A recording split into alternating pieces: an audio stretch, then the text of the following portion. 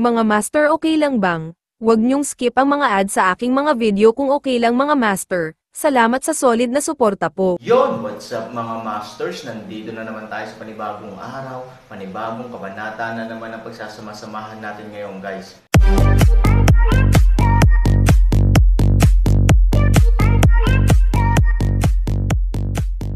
Bali mga masters, kung bago ka pa lang po sa aking YouTube channel, please click the subscribe button, lalong-lalo na po yung notification bell guys, para maging connected pa rin tayo sa isa't isa at maging updated kayo sa mga susunod ko pang video. Bali mga masters, bago natin umpisahan ng kwento ay mag-shoutout po muna tayo para sa mga solid nating tagapakinig. Shoutout kay Jay Ilacas at shoutout kay Norlisa Sugay. Yun na nga mga masters, no? Bali hindi na ito patagalin. In 3, 2, 1, let's go! Tumalikod si Mobait Ian at biglang tinadtad ang isang grupo ng mga sundalo sa malapit, habang halos sabay na binomba ni Chingy ang kabilang panig.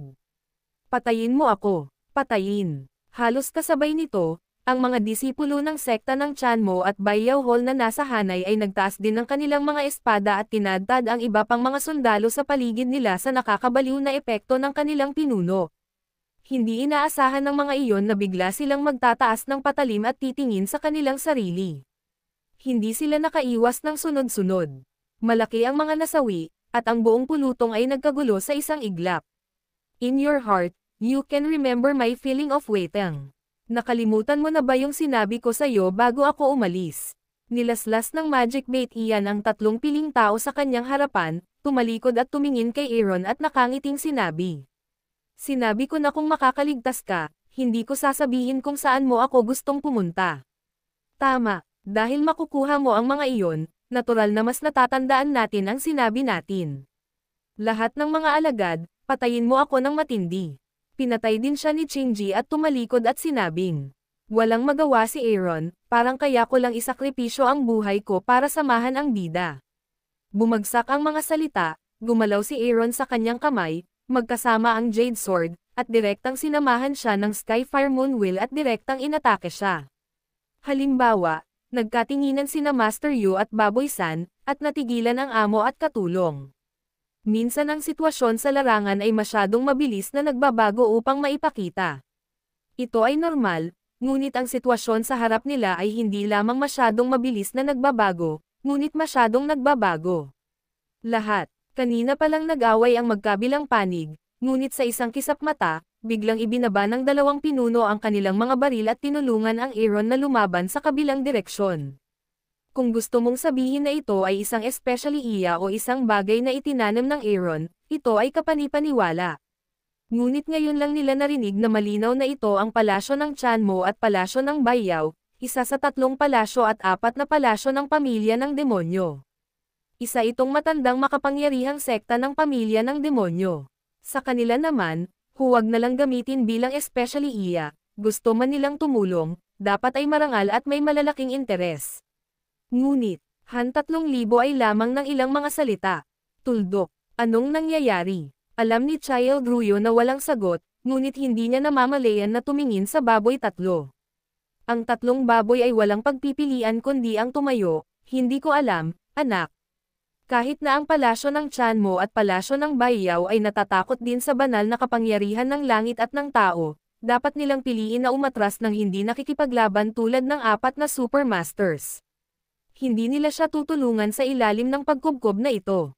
At ngayon sa field, sa reverse attack ng 2 Magic Gate at ang pagdagdag ng Aaron, mayroong 4 na sigaw at pagsabog sa buong likod bahay. Sa pagitan ng kidlat at bato, nagkaroon ng gulo sa likod bahay. Sa oras na ito, sa silid ng West Wing, binalak din ng 4 na Supermaster na bumangon at dahan-daang umalis sa tulong ng bawat isa. Mukhang may away sa labas. Marahan na tumikim ang White-Faced Jade Devil. Mukhang medyo matindi. Malamig ding umungol ang matandang diwata ng manok ng Phoenix. Malamig ang mukha ng Black Mountain Witch. Tiniis niya ang matinding sakit sa kanyang mga tuhod at malamig na sinabi sa kanyang mga ngipin, kaming 4 ay pawang mga sikat na tao. Ngunit ngayon kami ay pinahiya ng isang lalaki naman, wala na, ngunit wala na tayong mukha para makita ang mundo, kaya't kailangan nating hanapin ang lugar. Tumayo din si Bigfoot mula sa lupa, tama na. Pagkatapos na halos ubusin ng Mabibigat na sundalo sa itaas ang bata. Magkakapit-bisig tayo para patayin ang bastard. Ang pagiging sikat kamakailan ay makakatulong lamang sa ating reputasyon. Pagkahulog pa lang ng mga salita ay halos sabay na tumango ang apat at napangisi. Ang plano ng Aaron ay talagang maganda, ngunit ang apat ay higit pa o hindi gaanong nalalaman na ang labas ng mundo ay binabantayan ng husto.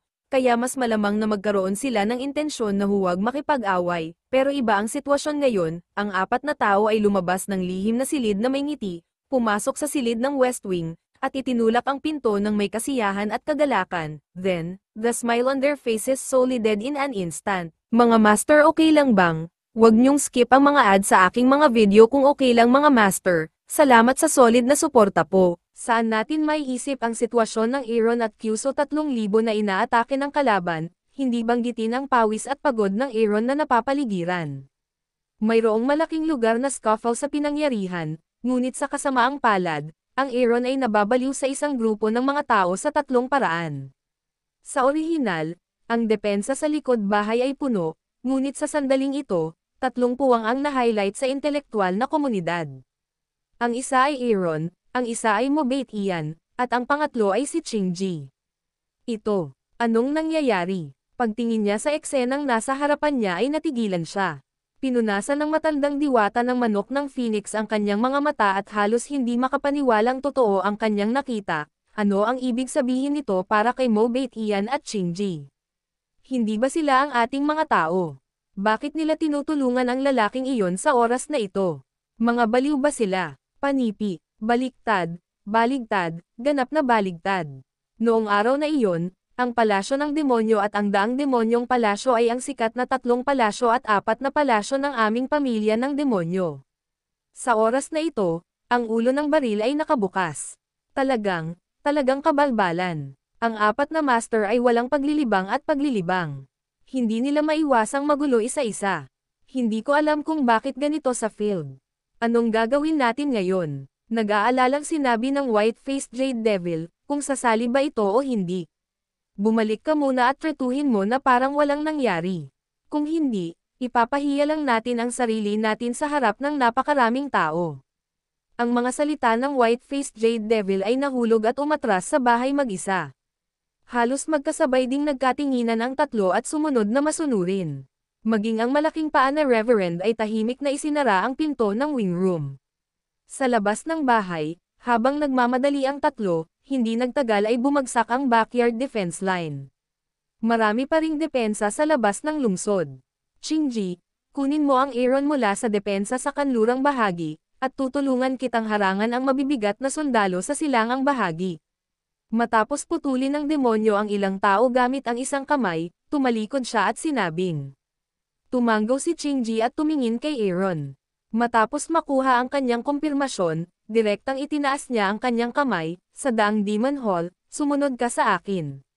Patayin. Habang nagkakaisa ang mga disipulo, isang malaking grupo ng mga tao ang nagmadaling lumabas sa likod bahay at naunang nagbukas ng daan.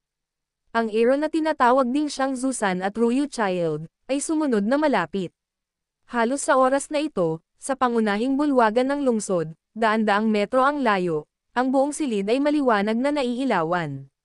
Si Zuyan Shua ay magandang umupo sa gitna, marahang hinaplos ang isang sinaunang chin sa kanyang harapan, at ang eleganteng musika ay lumabas, kaya't ang buong silid ay walang pakialam.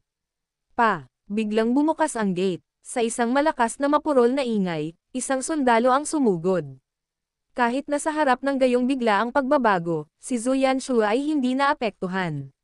Marahang hinaplos pa rin ang piano sa kanyang kamay, na may patuloy na tunog at kakisigan.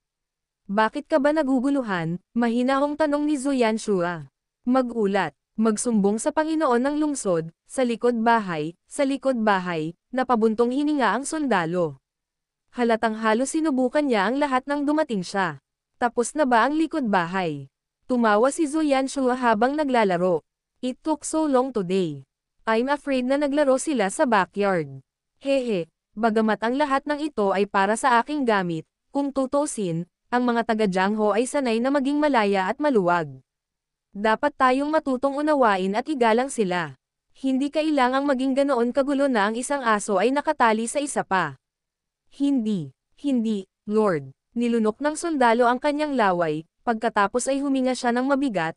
Ang palasyo ng Chanmo at ang palasyo ng Bayaw sa kabilang panig ng likod bahay ay biglang tumalikod sa tubig, kaya't ang aming hukbo ay nahuli na hindi handa.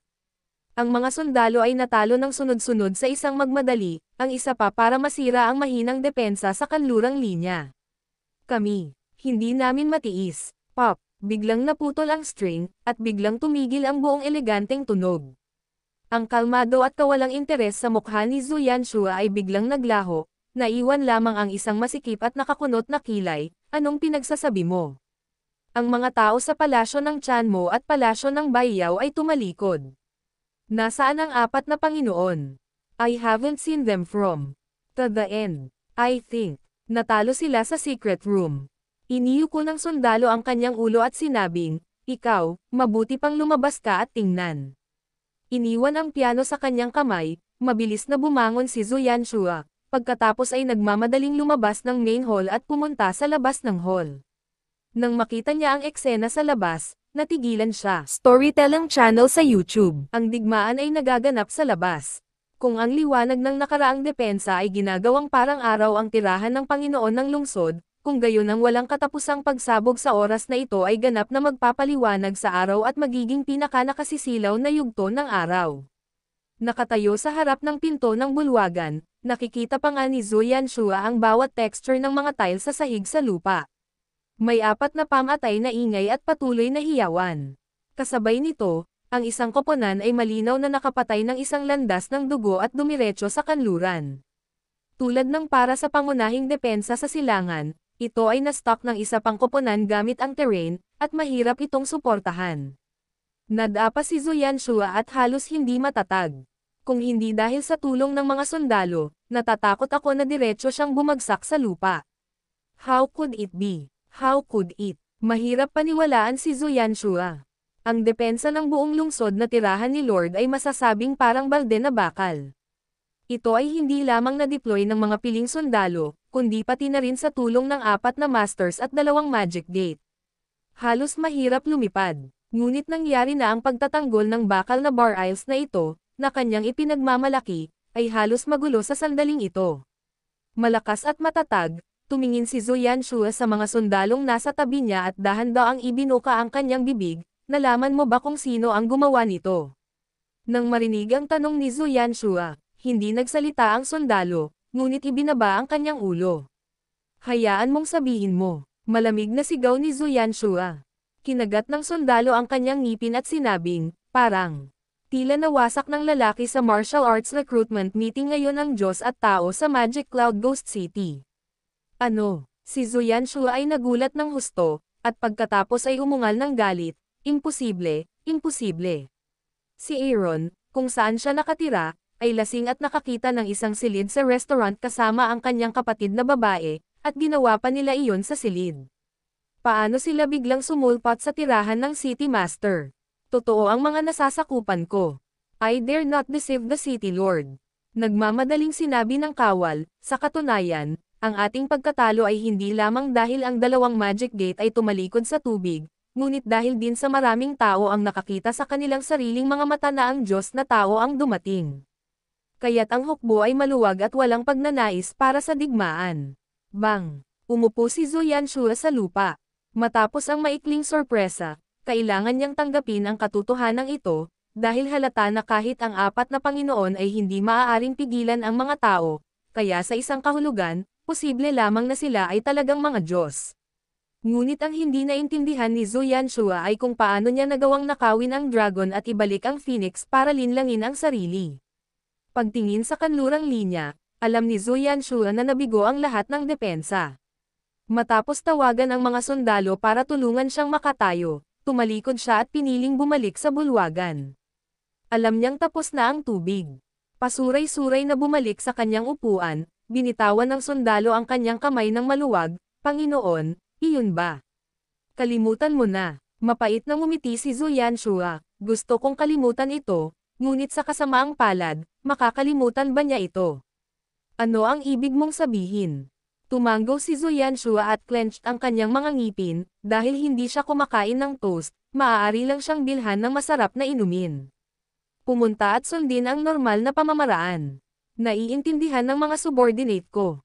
Dahil doon, yumuko ang sundalo at tumalikod. Sa kabilang dulo, sa ilalim ng pabalat ng Qingji, si Han Sanyi at ang kanyang partido sa wakas ay nakalusot sa depensa ng kanluran at nagmamadaling lumabas sa bahay ng master ng lungsod. Nang maglaon, sa pamumuno ni Qingji, isang grupo ng mga tao ang mabilis na naglaho sa avenue sa lungsod at nagtago sa isang sirang templo. Napakahina ng depensa dito, at madaling depensahan ang lupain ngunit mahirap sa lakayin. Bagamat medyo mahirap ang kapaligiran, hindi dapat asahan ng mga humahabol na nandito tayo. Matapos ayusin ni Qingji ang panlabas na depensa, pumasok siya at nagmamadaling pumunta sa Aaron. Tumanggaw si Aaron, kumusta naman ang Diablo sa hilagang langit? Don't worry, that guy is better than a monkey and will be fine. I think he should be attracting pursers to go to other direction.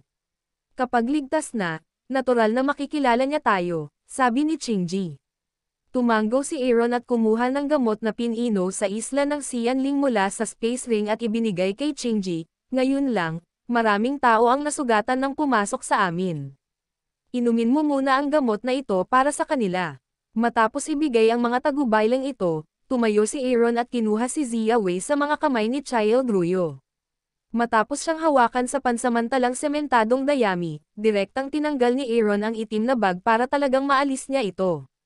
Nang mabuksan ang pagbubukas ng itim na bag, direktang binawi ni Aaron ang itim na bag, ngunit nang makita niya ang taong nasa bag, laking gulat ni Aaron. Yun na nga mga masters, no? Bali panibagong kabanata na naman yung natapos natin ngayong gabi. Muli, maraming salamat po talaga sa walang sawang suporta po sa aking YouTube channel na talagang inaabangan nyo po ang bawat upload ko po. Bali mga masters, magkita-kita ulit po tayo bukas ng gabi at ngayon po ay magpapaalam po muna tayo. Bali mga masters, bye-bye!